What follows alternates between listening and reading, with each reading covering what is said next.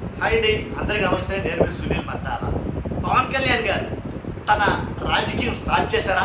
ఇప్పుడు స్టార్ట్ చేయడం బాబు. పవన్ కళ్యాణ్ గారు రాజకీయంలోకి వచ్చి 10 సంవత్సరాలు అవుతుంది. ఆల్రెడీ ఇప్పుడు ఉప ముఖ్యమంత్రి వర్యులు కదా, ఆల్రెడీ డిప్యూటీ సీఎం అయిపోయారు కదా, ఇప్పుడు ఆయన రాజకీయం స్టార్ట్ చేసి పెట్టండి అని మీరు చాలా మందికి డౌట్ రావచ్చు. లేదు, నేను చెప్తున్నా, రాజకీయం అసలు సిసలైన రాజకీయం పవన్ కళ్యాణ్ గారు ఇప్పుడే స్టార్ట్ చేశాడు. ఆయన నిజం.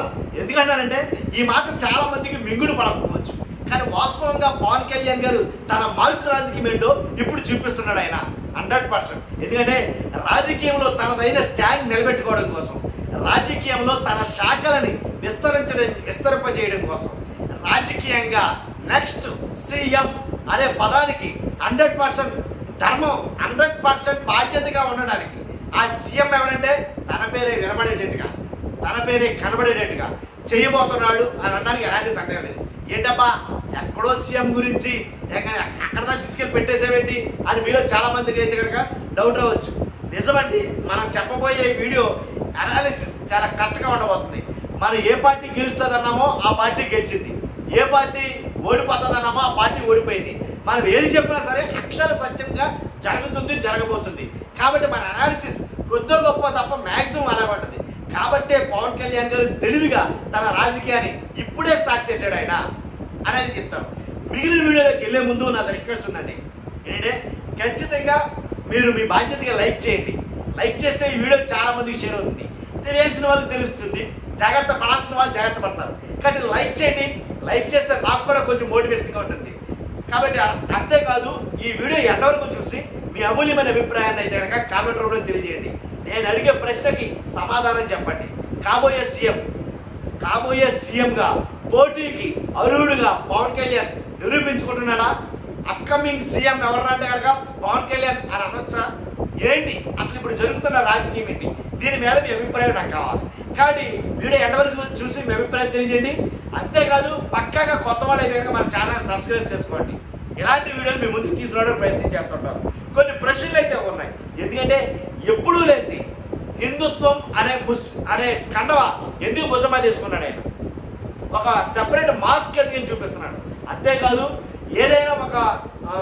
ఏదైనా కేంద్రంతో సత్సంబంధాలు కానించి, హిందుత్వం అనే కానించి ఇలాగ ఒక్కొక్కటి తన స్టాండ్ మార్చుకున్నాడా? ఎందుకంటే బయట పార్టీ నుంచి వస్తున్న వైసీపీ నుంచి వచ్చిన నాయకులందరినీ తన పార్టీలో చేర్చుకోవడానికి గల కారణం ఏంటి?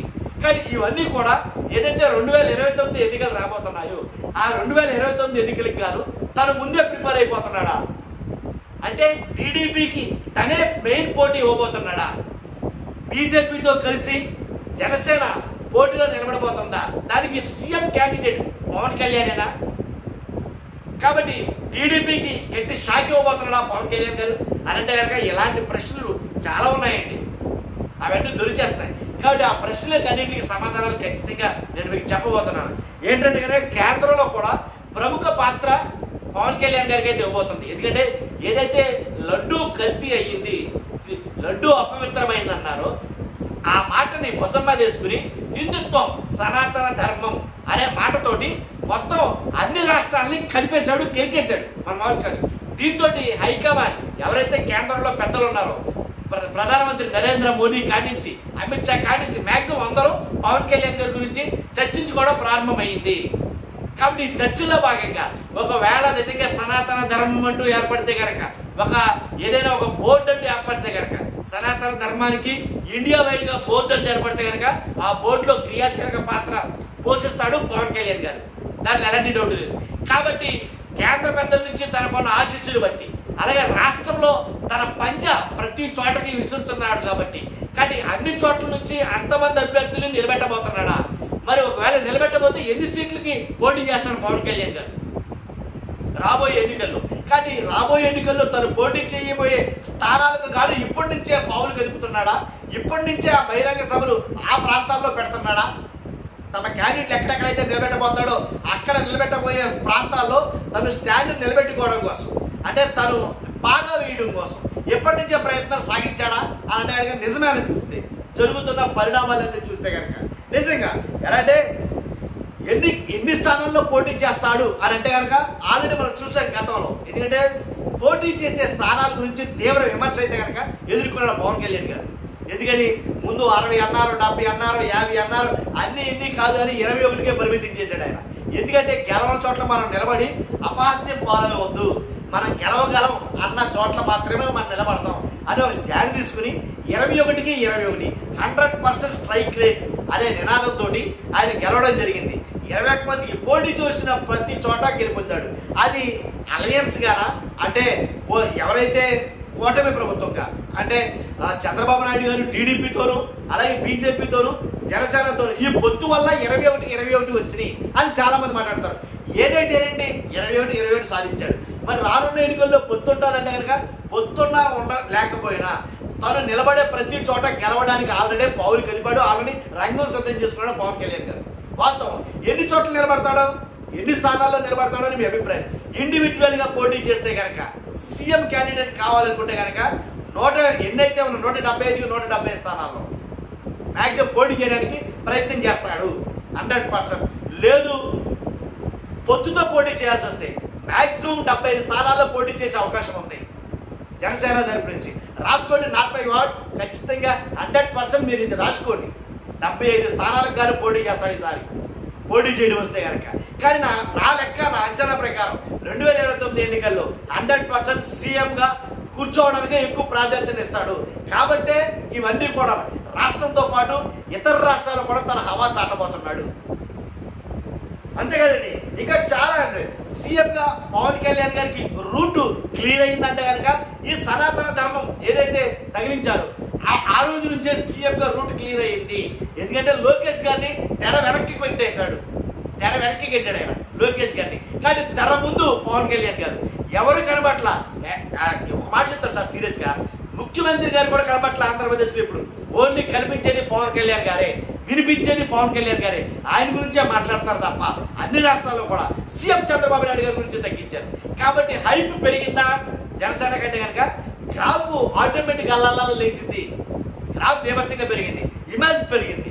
కాబట్టి పవన్ కళ్యాణ్ గారి ఇమేజ్ తోటి ఏదైతే సనాతన ధర్మం తోటి హిందువులు మొత్తం అందరి మనోభావాల్ని ఏదైతే జరిగిందో ఒక ఇష్యూ మీద, దాని మీద ఆటోమేటిక్ గా జనసేన గ్రాఫ్ పెరిగిందంటే పెరిగిందనే చెప్పాలా, వాస్తవాలు మాట్లాడాలంటే. కాబట్టి ఈ పెరిగిన గ్రాఫ్ తోటి తను నిలబెట్టుకోవడం కోసం అన్ని చోట్ల కూడా పోటీ చేసే అవకాశం అయితే ఉంటుంది రాబోయే ఎన్నికల్లో. కాబట్టి ఆ దిశగానే పవన్ కదుపుతున్నాడు. 100% స్ట్రైక్ రేటు ఏదైతే అన్నాడో ఈసారి 100కి 100% స్ట్రైక్ రేట్ కోసం పరితపించడం కోసం అవసరమైతే ఎన్ని స్థానాల్లో నిలబడ్డానికైనా రెడీ. ఏదైతే ఇప్పుడు నిలబడ్డ స్థానాలు చూశాడో, ఏదైతే ఆల్రెడీ ఇప్పుడు గెలుపోవడంలో ఎన్ని చూసినాడో, కానీ నెక్స్ట్ టైం కనుక సీఎం కావడం కాసి ఏమేమి చేయాలనేది అన్ని డిక్లేర్ అయిపోయి అన్ని ఆల్రెడీ అవగాహన చేసుకున్నాడని చెప్పొచ్చు 100%. కాబట్టి సనాతన ధర్మమే అతన్ని సీఎంగా నిలబెట్టబోతుందా అంటే నిలబెట్టవచ్చు, చెప్పలేము. ఎందుకంటే ఏదైతే బీజేపీ ప్రభుత్వం ఎలా అయితే బీజేపీ ఫామ్ అయ్యిందో అన్ని రాష్ట్రాల్లోనూ దేశంలో అప్రాతిహతంగా అన్ని రాష్ట్రాల్లో బీజేపీ నిలబడి 2 సార్లు ప్రధానమంత్రిగా ఈయన ఎవరైతే బీజేపీ నరేంద్ర మోదీ గారు ఉన్నారో సేమ్ అదే హిందుత్వంతో అదే హిందువుల మనసులు గెలుచుకుని 100% తను కూడా ఎదగాలనుకుంటున్నాడా, అందు గురించి ఇవన్నీ చేస్తున్నాడంటే కనుక ఏమో నిజమై ఉండొచ్చు. కాబట్టి ఏదేమైనా కేంద్ర ప్రభుత్వం కూడా అతని విషయంలో భారీగా అయితే కనుక ఏంటంటే హ్యాండ్ ఇవ్వాలని చూస్తుంది. కాబట్టి ఖచ్చితంగా ఈసారి అయితే కనుక సీఎంగా ఆయన అయితే కనుక సీఎం సీట్లో కూర్చోవడానికి 100% పోటీ చేస్తాడు అనేది కనుక చెప్పాలి. దీంట్లో ఎలాంటి డౌట్ లేదు. లేదు అని అనుకుంటే కనుక అలయన్స్ తో పొత్తుతో పోటీ చేయాల్సి వస్తే కనుక మినిమం 70 స్థానాలు అయితే కనుక పోటీ చేస్తాడు, 70-75, దాంట్లో ఎలాంటి డౌట్ లేదు. కాబట్టి 100% ఏదేమైనా సరే ఈ హిందుత్వం సనాతన ధర్మం అనే దాంతో జనసేన గ్రాఫ్ అయితే కనుక పెరిగిందని నేనేం చెప్తాను, దాంట్లో ఎలాంటి డౌట్ లేదు.